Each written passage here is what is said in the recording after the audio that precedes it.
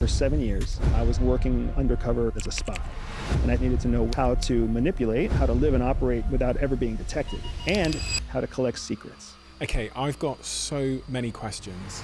Andrew Bustamante. He's a former CIA officer who uses spy skills to teach anyone how to master their mind, talents, and potential in business and everyday life. When I left CIA, I realized that I could use CIA skills to succeed in business.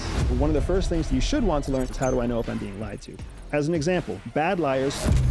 That is one of the biggest tells of an unskilled liar. Next, people have 4 basic core motivations: reward, ideology, coercion, and ego. And if you can speak to somebody through the lens of their ideology, you can get them to do incredible things. Perception versus perspective. What's that? 90% of the people out there, they're all trapped in their own perception, in thinking emotionally. And emotions are very likely wrong. So CIA trains us to recognize and distrust our perception. And there's 2 really quick things that you can do.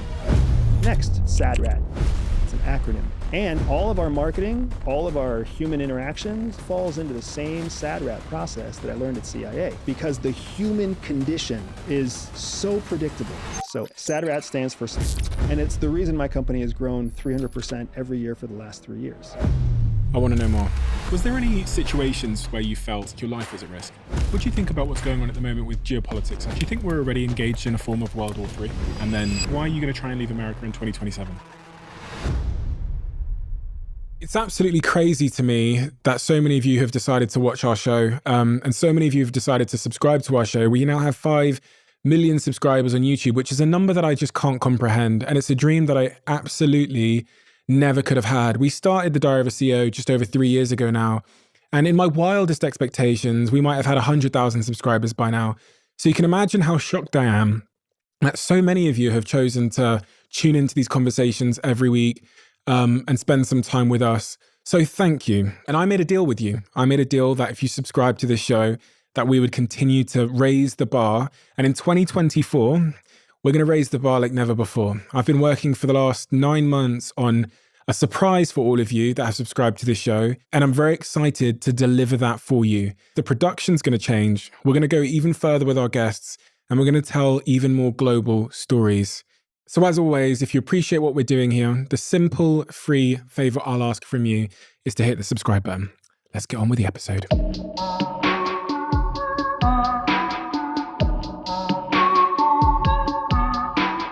Andrew, you're well known for your time in the CIA because people are so intrigued and compelled by it. How long were you in the CIA? I was actually in the CIA for a comparatively short period. I was only in for 7 years. Many people make a 30 or more year career out of CIA.